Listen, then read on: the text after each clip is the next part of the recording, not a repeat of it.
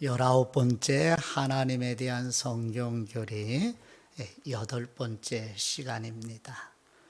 지난주에 이어서 하나님의 도덕적 속성에 대한 성경교리, 지난주에 거룩하심을 나누었는데 오늘 이어서 지난주에 나누지 않았던 하나님의 거룩하심에 대한 말씀을 나누도록 합니다. 지난주에 나누었던 내용을 잠깐만 되새기고 갑니다. 세 가지로 정리를 합니다. 첫 번째, 하나님의 도덕적 속성으로 우리 첫 번째 나누었던 것이 하나님은 거룩하십니다. 하나님의 거룩성에 대해서 나누었어요. 그럼 이제 거룩함의 뜻이 무엇인가를 나누었는데 두 가지로 정리를 했지요. 삼위일체 하나님은 모든 것으로부터 구별되시는 분입니다. 이게 소극적인 의미의 거룩함이라는 뜻으로 성경에 나타나 있고요. 그럼 두 번째, 하나님은 거룩하심 자체이며 완전한 순결이십니다 하는 것으로 이게 적극적인 의미의 성경에 게시된 거룩함의 의미라는 것. 첫째, 구별되심. 두 번째, 하나님은 거룩함 자체이면서 완전한 순결 혹은 정결함. 그래서 성경에 이 표현을 흠도 없고 점도 없고 회전하는 그림자도 없으시다 이렇게 표현을 하고 있어요. 그 다음 이제 세 번째로는 성부, 성자, 성령, 삼위일체 하나님은 거룩하신 하나님으로 성경에 계시해 주셨습니다. 그리고 시편에 경건한 하나님의 사람들은 거룩하신 하나님을 찬송하며 예배 드리는 모습을 우리가 나누었어요. 우리가 하나님에 대한 성경교리를 배우는 하나님을 알아서 목적이 뭐라고 그랬죠? 무엇을 하기 위해서 하나님의 속성과 본성을 배운다고 그랬죠? 그렇죠. 하나님을 알고 하나님의 이름에 합당한 찬송과 경배로 예배 드리기 위함이라는 것. 이걸 늘 명심해야죠. 마음에 간직해야죠. 단순히 지적 이해에 즐거움으로 충분한 게 아니에요. 하나님의 이름에 어울리는 예배를 드리기 위해서 이걸 항상 기억해 주시기를 바라고요. 그래서 우리가 하나님을 알면 알수록 하나님에 대한 우리의 마음의 태도의 변화가 일어나는 것을 우리 자신이 인식하는 것이 바로 하나님의 생명의 힘이라고 말씀 나누었어요. 자, 그러면 이제 오늘 나눌 내용,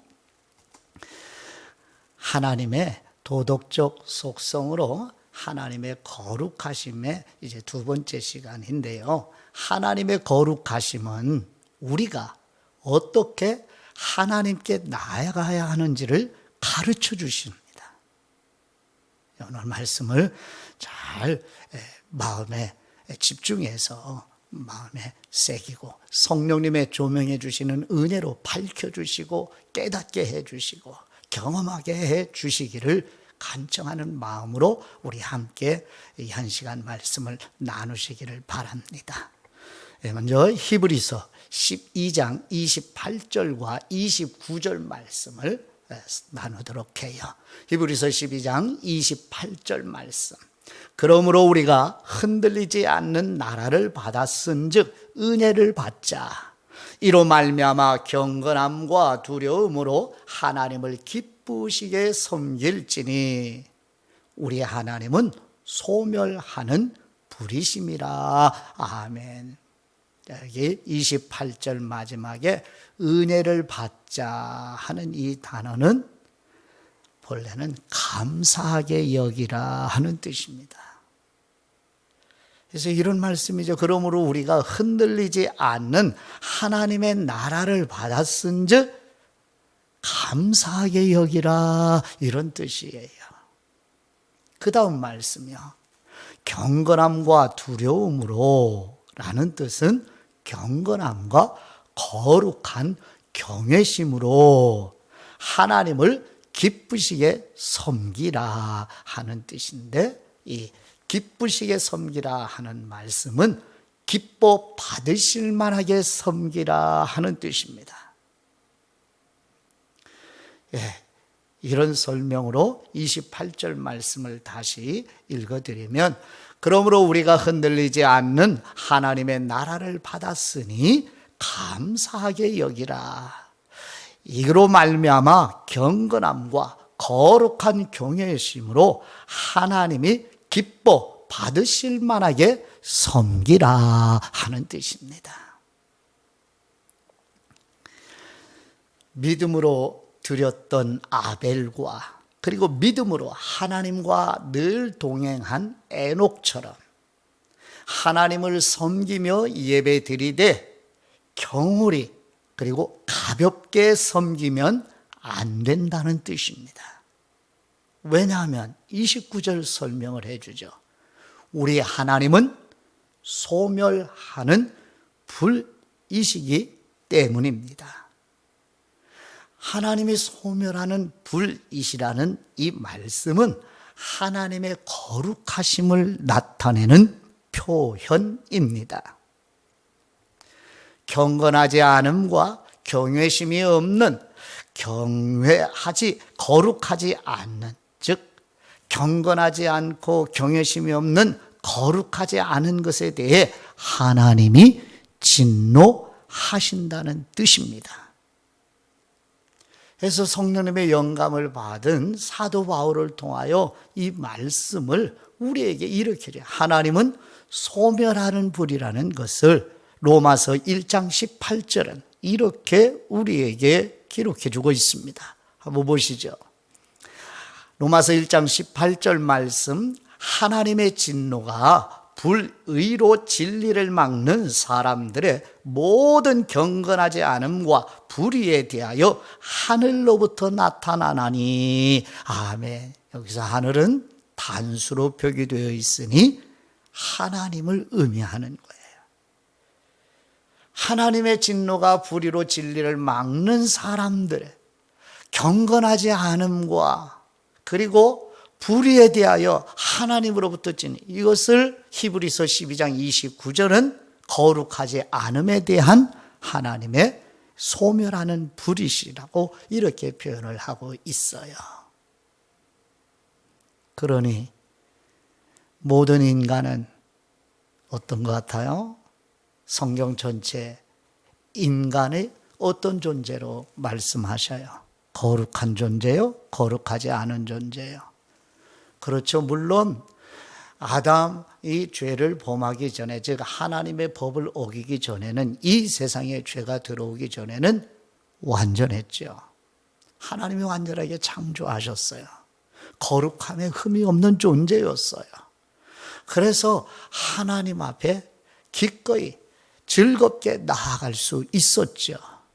그러면 아담 이후로 어느 누가 거룩하신 하나님의 존전 앞에 설 수 있겠어요? 그런데요, 거룩하신 하나님께서 저와 여러분에게 요구하는 게 무엇이지요? 그 다음 말씀 무엇이죠? 거룩하신 하나님께서는 저와 여러분에게 거룩을 요구하십니다. 신구약 성경 안에서 인간에게 요구하시는 것이 거룩함입니다. 말씀을 보실까요? 구약 성경 레위기 19장 1절과 2절 말씀입니다. 여호와께서 모세에게 말씀하여 이르시되 너는 이스라엘 자손의 온 회중에게 말하여 이르라. 너희는 거룩하라. 이는 나 여호와 너희 하나님이 거룩함이니라. 아멘. 하나님은 거룩하신 분입니다. 그런데 거룩하신 하나님이 모든 인간에게 거룩을 요구하십니다. 너희는 거룩하라, 이 말씀은 거룩하게 되어라 하는 뜻이에요. 그런데 하나님께서 저와 여러분 모든 인간에게 거룩하게 되어라 요구하시는데, 그러나 타락한 인간은 모두가 다 거룩하지 않기 때문에 절망하여 탄식할 수밖에 없는 처지입니다. 그렇죠? 거룩하신 하나님의 말씀이에요. 모든 인간에 거룩하게 되어라 말씀하고 계셔요. 앞에서 살펴본 것처럼 로마서 1장 18절 말씀에 우리는 하나님의 진노 아래 있는 사람들이에요. 한 사람도 예외 없이 아담 이후로 예수 그리스도의 재림하시는 날까지 이 세상에 존재하는 인간은 한 사람도 예외 없이 불의로 진리를 막는 경건하지 않음과 불의로 말미암아 하나님의 진노 아래 있는 비참한 처지예요. 그런데 하나님은 거룩하게 되라고 준엄하게 요구하고 계셔요. 이 거룩함의 요구에 사람들이 어떻게 하고 있는지 구약 성경의 한 예를 한번 같이 살펴보도록 합니다. 구약 성경 사무엘 하 6장 6절과 7절 말씀입니다.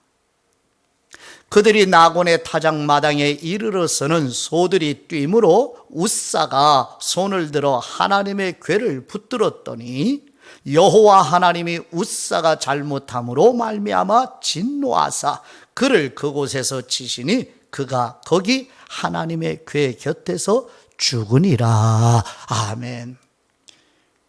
이런 사건을 성경에서 읽을 때 정말 주의하지 않으면 성경을 오해하고 아울러 하나님까지 오해할 수 있는 위험성이 있어요. 그러므로 성경에 읽을 때에 성령님의 조명해 주시는 은혜가 저와 여러분에게 반드시 필요하고, 아울러 성경에 계시해 주신 성경 교리를 일목요연하게 정리하고 간직하고 있어야만 오해하는 일이 없이 성경을 하나님께서 전해주시는 진리대로 읽고 생명으로 충만해질 수가 있는 거예요. 여호와 하나님 보시죠. 여호와 하나님께서 웃사 그리고 진노하신다. 이거를 여호와 하나님께서 웃사에게 진노하신다, 이 표현을 7절 말씀이잖아요. 여호와 하나님, 그 다음에 웃사, 그 다음에 진노하사. 이것을 원어의 순서대로 번역을 하면 이런 뜻이 돼요. 여호와의 진노가 웃사 안에서 불이 붙었다 하는 뜻이에요. 원문대로 번역을 해드리면. 불이 붙었다. 무엇이? 하나님의 진노가. 그럼 이게 말씀과 서로 연결을 해보시면 되죠. 히브리서 12장 29절 하나님은 소멸하시는 불, 그 다음에 로마서 1장 18절 불의로 진리를 막는 모든 사람에게 하늘로부터 즉 하나님의 진노가 나타나느니라 하는 말씀. 그리고 이 웃사의 일, 하나님의 진노가 웃사 안에서 불이 붙었다 하는 말씀. 웃사는 이름의 뜻이 강함 혹은 힘이라는 뜻을 가지고 있어요. 무슨 뜻이냐면 이 웃사라고 하는 이름의 뜻을 통해서 저와 여러분에게 전해주고 싶은 것은 이 일을, 즉 법궤를 메고 가는 일, 다윗이 하나님의 법궤를 운반하려고 하는 마음은 갸륵하다 할 수 있지만 그러나 방법이 잘못됐어요. 그것을 가르쳐 주는 거예요. 즉 우사, 강함, 힘이라고 하는 이 뜻을 내포한 이름을 통해서 하나님의 법대로 하지 않고 인간의 생각대로 하는 모습을 보여주는 말씀의 뜻이에요. 민수기 7장 9절 말씀에는 하나님의 괴는 인간의 어깨로 메어 운반하라는 말씀이 있어요. 근데 지금 다윗은 어떻게 하고 있죠? 소에, 그래서 소들이 사용해서 하나님의 궤를 운반하려고 해요. 그리고 민수기 4장 15절 말씀에는 하나님의 궤는 반드시 레위 자손 중에서도 고핫 자손만이 맬 수 있도록 하나님의 모세를 통해서 법으로 정해 놓으셨어요. 이렇게 하나님의 말씀에 나타난 하나님의 법대로 하지 않고 인간의 지혜대로, 인간의 지식대로, 인간의 경험대로 하고자 하는 거예요. 하나님의 거룩하심은 이와 같이 거룩하지 않은 것과 함께 할 수 없음을 계시해 주는 것이 바로 구약 성경 사무엘하 6장에 계시된 하나님의 계시입니다. 소멸하는 불이신 하나님, 하나님의 거룩하심은 인간에게 이렇게 철저하게 거룩함을 요구하시는 거예요.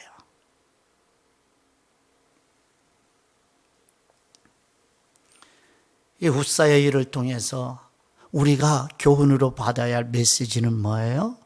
거룩하신 하나님은 거룩하지 않은 것과 함께 할 수 없다는. 그러면 하나님 거룩하심은 우리에게 거룩을 요구하셔요. 그러니까 우리 절망할 수밖에 없죠. 탄식할 수밖에 없죠. 왜? 어느 누구도 거룩하지 않은데 하나님은 거룩하심 속에서 거룩을 요구하시니까요. 그래서 하나님의 거룩하심은 저와 여러분에게 죄의 참된 의미를 가르쳐 주십니다. 신구약 성경 중에 마지막 성경 사도 요한을 통하여 성령님의 영감으로 저와 여러분에게 전해주시는 요한계시록 6장 15, 16, 17절 말씀을 보시죠. 먼저 15절 말씀입니다. 땅의 임금들과 왕족들과 장군들과 부자들과 강한 사람들과 모든 종과 자유인이 굴과 산들의 바위 틈에 숨어. 아멘. 요한계시록의 사도 요한이 하나님으로부터 받은 계시의 내용이 뭐예요? 어린 양이신 예수 그리스도께서 6번째 인을 떼실 때 큰 지진이 세상에 임해요. 태양이 검게 변하고요, 달이 피같이 되고요, 별이 위치를 바꾸는 대재앙이 임하는 말씀이에요. 그래서 무서운 재앙을 피하려고 힘 있는 사람들마저도 모든 인간이 바위 틈에 숨는 모습이 계시록 6장 15절 말씀이에요. 요한계시록 6장 16, 17절 말씀. 이렇게 하나님의 진노가 임하시는 이 무서운 대재앙에 바위 틈에 숨어서 사람들이 이야기하는 내용이 무엇인지 나누어 봅니다. 요한계시록 6장 16절 17절 말씀입니다. 산들과 바위에게 말하되 우리 위에 떨어져 보좌에 앉으신 분의 얼굴에서와 그 어린 양의 진노에서 우리를 가리라. 그들의 진노에 큰 날이 이르렀으니 누가 능히 서리요 하더라. 아멘. 거룩하신 하나님과 거룩하신 어린 양 예수 그리스도의 진노에서 누구도 견딜 수 없다는 극한 고통과 공포에 휩싸여 있는 바로 사람들의 모습을 드러내주고 있어요. 그래서 바위 틈에 숨어서 외치는 이야기가 즉시 바위야 산들아 떨어져 우리 위에 무너져라. 거룩하신 하나님의 진노에 직면한 처절함과 절박함이 어느 정도인지를 보여주는 것이에요. 그래요. 타락한 인간이 가장 무서워하는 것은 죽음보다도 더 무서운 게 거룩하신 하나님의 임재하심입니다. 지난주에 보셨잖아요. 이사야 6장 3절에 거룩하신 하나님의 임재 앞에 화로다 나여 망하게 되었다. 입술이 부정한 자로서 부정한 사람들 속에 거하면서 내가 거룩하신 하나님을 보았기 때문이라고 이사야 선지자도 이렇게 신구약 성경 안에 하나님의 거룩하신 임재 앞에 모든 사람이 동일한 반응이에요. 다시 말씀드리면 하나님의 거룩한 속성은 우리 인간의 죄가 무엇인지를 참되게 가르쳐주고 계십니다. 그래서 하나님의 거룩하심은 우리에게 속죄의 필요성을 아주 절절하게 가르쳐 주십니다. 하나님의 거룩하심은 우리에게 거룩하심을 요구하고 거룩하지 않은 것과 거룩하신 하나님은 공존할 수 없고 함께 할 수 없는데 거룩하신 하나님이 준엄하게 인간에게 요구하는 게 거룩하게 되라는 거예요. 근데 우리에게는 거룩할 능력이 없어요. 그러므로 저와 여러분에게 절박하고 긴박하고 절절하게 필요한 것이 바로 속죄의 은총입니다. 이것을 하나님의 거룩하심이 가르쳐 주는 거예요. 말씀을 보세요. 히브리서 9장 12절에서 14절 말씀입니다. 먼저 히브리서 9장 12절 말씀. 염소와 송아지의 피로 하지 아니하고 오직 자기의 피로 영원한 속죄를 이루사 단번에 성소에 들어가셨느니라. 아멘. 염소와 송아지의 피로 하지 아니한다니 이건 언제의 시대예요? 구약 시대죠. 근데 오직 자기의 피, 여기서 자기는 누구예요? 예수 그리스도의 피라는 얘기는 속죄, 대속제물로 죽으시고 속죄의 제물로 죽으시고 희생제물로 죽으심을 의미하죠. 그래서 예수 그리스도가 속죄제물, 대속제물, 화목제물, 희생제물로 십자가에 영원한 하나님의 거룩하신 그 무서운 진노의 형벌을 받으셔서 영원한 속죄를 이루셨다고 말씀하셔요. 그리고 단번에 성소, 곧 지성소에 들어가셨네. 이 지성소는 땅에 있는 지성소가 아니라 하늘에 있는 지성소에 들어가셨다고 성경이 성령님을 통하여 말씀해 주고 계십니다. 그 다음 말, 예수 그리스도가 히브리서 9장 12절 영원한 완전한 속죄를 이루셨다고 가르쳐 주십니다. 13절을 볼까요? 히브리서 9장 13절 염소와 황소의 피와 및 송아지의 죄를 부정한 사람에게 뿌려 그 육체를 정결하게 하여 거룩하게 하거든. 이게 예수 그리스도의 속죄 사역이 이루기 전 시대에 하나님께서 주신 법이죠. 수많은 짐승들이 희생이 됐죠. 그렇죠? 그래서 육체를 정결하게 거룩하게 하셨다고 말씀하십니다. 그래서 육체라고 해요. 육체. 14절 말씀입니다. 하물며 영원하신 성령님으로 말미암아 흠없는 자기를 하나님께 드린 예수 그리스도의 피가 어찌 너희 양심을 죽은 행실에서 깨끗하게 하고 살아계신 하나님을 섬기게 하지 못하겠느냐. 아멘. 예수 그리스도의 십자가는 하나님의 거룩하심을 가장 잘 보여주는 계시입니다. 구약시대는 거룩하신 하나님 앞에 나아가기 위하여 수없이 많은 짐승들이 희생이 되었어요. 누구를 대신해서요? 인간을 대신해서요. 인간을 위하여, 헤아릴 수 없는 짐승들이 인간을 위하여 희생이 되었습니다. 근데 예수님은 저와 여러분을 거룩하게 하시기 위하여 십자가에서 저와 여러분이 받아야 할 하나님의 무서운 진노를 다 받으셨습니다. 왜요? 저와 여러분을 거룩하게 하시기 위해서요. 저와 여러분이 거룩하게 될 수 있는 유일한 길은 예수 그리스도의 속죄 사역입니다. 이것 이외에는 어느 누구도 거룩하게 되어 하나님의 요구하시는 거룩에 이룰 수 없습니다.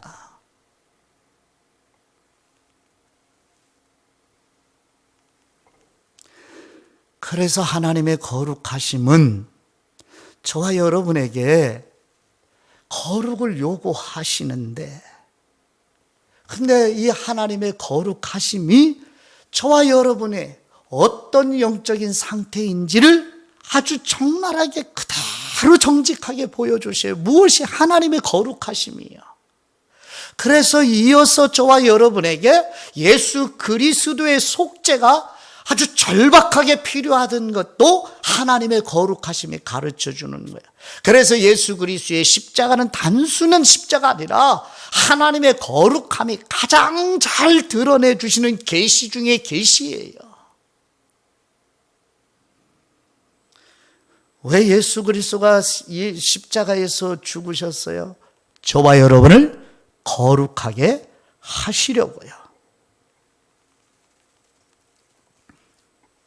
그래서 예수 그리스도의 속죄 사역으로 우리가 그리스도 안에서 의롭게 된 사람은 진리의 말씀으로 성화로 이끌어 가시는 분이 삼위일체 하나님이십니다.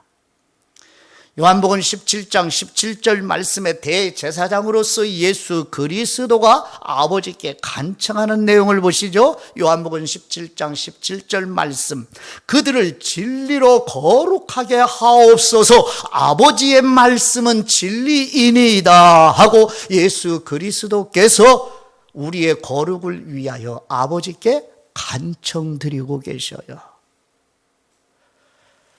성도 여러분, 하나님 아버지께서는 예수 그리스도의 간청하시는 기도를 이루십니다.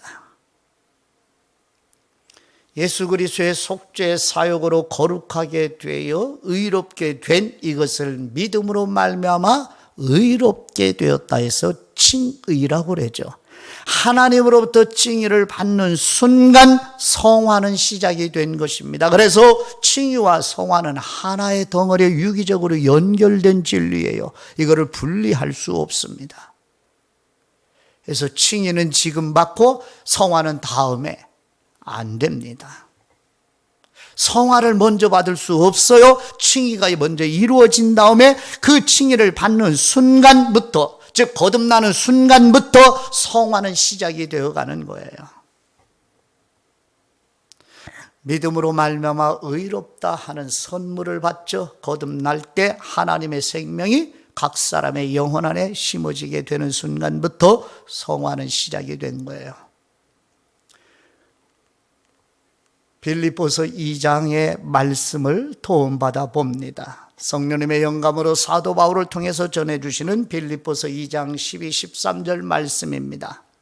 그러므로 나의 사랑하는 사람들아, 너희가 나 있을 때뿐만 아니라 더욱 지금 나 없을 때도 항상 목정하여 두렵고 떨림으로 너희 구원을 이루라. 너희 안에서 행하시는 분은 하나님이시니 자신의 기쁘신 뜻을 위하여 너희에게 소원을 두고 행하게 하시나니. 아멘. 바로 빌립보서 2장 12, 13절이 구원에 대한 성경의 증거입니다. 처음부터 끝까지 그리스도인 안에서 행하시는 분은 전능하신 하나님이십니다. 성경은 구원의 처음부터 끝까지, 즉 구원의 전 역사는 전지전능하시고 거룩하신 하나님께서 우리 안에 역사하신다고 증거합니다. 빌립보서 1장 6절 말씀을 보시죠. 빌립보서 1장 6절 말씀. 너희 안에서 착한 일을 시작하신 분이 그리스도 예수님의 날까지 이루실 줄을 우리는 확신하노라. 아멘. 거듭난 사람 그리스도인 안에서 착한 일, 여기서 착한 일은 선한 일입니다. 선한 일, 하나님이 보시기에 좋으신 일, 의로운 일, 공의로운 일, 거룩한 일, 하나님의 계획, 하나님의 목적, 이게 무엇이죠? 구원입니다. 그래서 그리스도인 안에서 구원을 시작하신 분 누구예요? 성부 하나님께서 그리스도 예수님의 날, 즉 예수 그리스도가 다시 재림하시는 날까지 구원을 완성해 가실 줄을 우리 그리스도인은 확신한다고 사도 바울이 빌립보 교회 그리스도인들에게 편지를 보내면서 증언하고 있습니다. 모든 그리스도인이 확신하는 내용이라는 것이죠. 요한복음 17장 17절 말씀, 대제사장이신 예수님께 아버지께 간청한 기도, 교회 곧 그리스도인들을 진리의 말씀 곧 아버지의 말씀으로 거룩하게 하옵소서 간청하셨어요. 빌립보서 2장 12, 13절 말씀에 그리스도인 안에서 소원을 두고 행하시는 분이 성부 하나님이라고 말씀하셨습니다. 빌립보서 1장 6절 말씀에 구원을 시작하신 분이 예수 그리스도의 재림한 날까지 이루어 가신다고 말씀하고 계십니다. 하나님은 진리라고 하는 것으로 매체를 통해서 우리를 거룩하게 이끌어 가십니다. 즉 성령님을 통해서 성경에 계시해 주신 진리 곧 성경 교리를 아는 영역으로 데리고 가셔서 바로 진리가 지금 저와 여러분이 함께 성령님의 조명해 주시는 은혜로 깨닫고 믿고 이걸 삶 속에서 묵상하며 실천하여 적용해 나가는 이 진리로 저와 여러분을 거룩하게 하시는 이 성화를 이루어 가시는 분이 하나님이십니다. 무엇을 도구로요? 성경의 아버지께서 전해주신 진리 곧 성경 교리로요. 그러면 하나님께서 구원을 처음부터 끝까지 이루어 가시는 주체가 삼위일체 하나님이면 저와 여러분은 구원받고 가만히 바라보기만 하면 그저 믿기만 하면 거룩하게 된다는 뜻이에요? 그런 뜻이 아닙니다. 예수님이 요한복음 15장에서 포도나무와 가지의 비유를 말씀하셨어요. 예수 그리스도를 포도나무로 거듭난 그리스도인 한 사람 한 사람을 포도나무에 연합된 가지로 표현을 해주고 계시죠.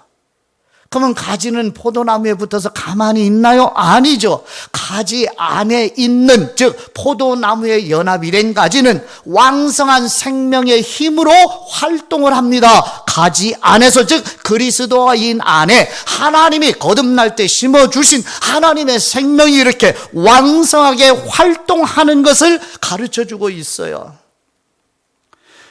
신약의 서신서들을 이제 차근차근 읽고 묵상하는 계절인데요. 신약의 모든 서신서는요, 성경 교리를 앞부분에 증언해 줍니다. 성령님의 영감으로.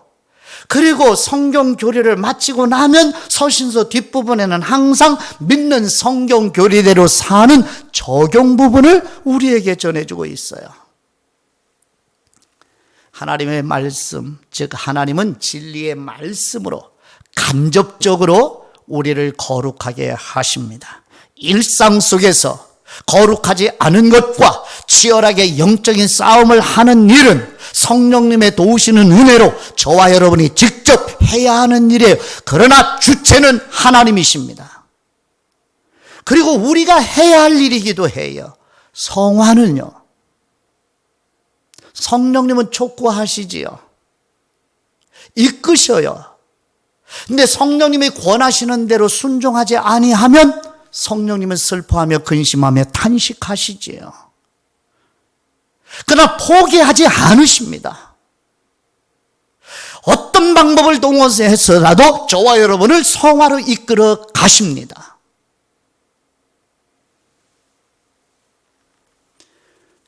오늘 말씀을 정리를 같이 나눕니다. 하나님의 거룩하심은 첫째, 하나님께 우리가 어떻게 나아가야 하는지를 가르쳐 주십니다. 두 번째, 하나님의 거룩하심은 하나님의 백성에게 거룩을 요구하십니다. 세 번째, 하나님의 거룩하심은 우리에게 죄에 참된 성경적인 의미를 가르쳐 주십니다. 아울러 저와 여러분에게 절박하게 우리에게 필요한 속죄의 필요성을 깨닫게 해 주십니다. 무엇이? 하나님의 거룩하심이. 마지막으로 이렇게 예수 그리스도의 속죄 사역으로 거듭날 때 칭의가 시작이 되어 하나님의 생명을 공급받은 사람은 그 공급되는 하나님의 생명으로 우리 안에서 성령님을 통하여 진리의 말씀, 곧 우리가 지금 배우고 깨달아 믿고 살아가는 성경 교리로 성화를 이끌어 가십니다. 그러면 저와 여러분이 금년에 성경 교리를 왜 성령님의 도우심으로 배워요? 그렇죠. 거룩하게 되라는 하나님의 요구에 복종하는 거예요. 우리 안에서 성령님이 촉구하시는 거예요. 그 성령님의 권면에 순종하는 것이 이런 모양으로 지금 여기에서 나타나고 있는 것입니다. 지난주와 오늘에 이어 지난주는 주로 하나님의 거룩하심이 무엇인지 두 가지 뜻과 성부, 성자, 성령 삼위일체 하나님이 거룩하시다는 것과 거룩하신 하나님을 찬송하며 예배드리는 것을 지난주에 나누었고, 오늘은 하나님의 거룩하심이 우리에게 무엇을 가르쳐주고 무엇을 요구하시고 어떻게 우리로 하여금 거룩하게 되어 거룩하게 된 사람들은 성화를 어떻게 이루어 가는지를 나누었어요. 오늘 성령님의 조명해 주신 은혜로 받은 말씀으로 아버지께 기도드립니다.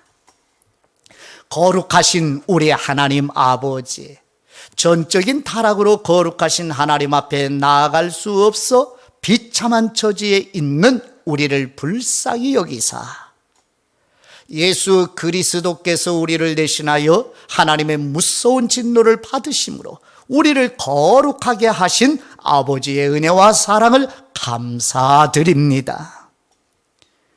거룩하신 하나님께서 우리 안에 거룩에 대한 소원을 주시고 성령님으로 촉구하시고 이끌어 가심에 순종하여 일상의 삶에서 거룩의 열매를 맺도록 도와주옵소서. 우리를 거룩하게 하신 우리 주 예수 그리스도의 이름으로 기도드립니다. 아멘.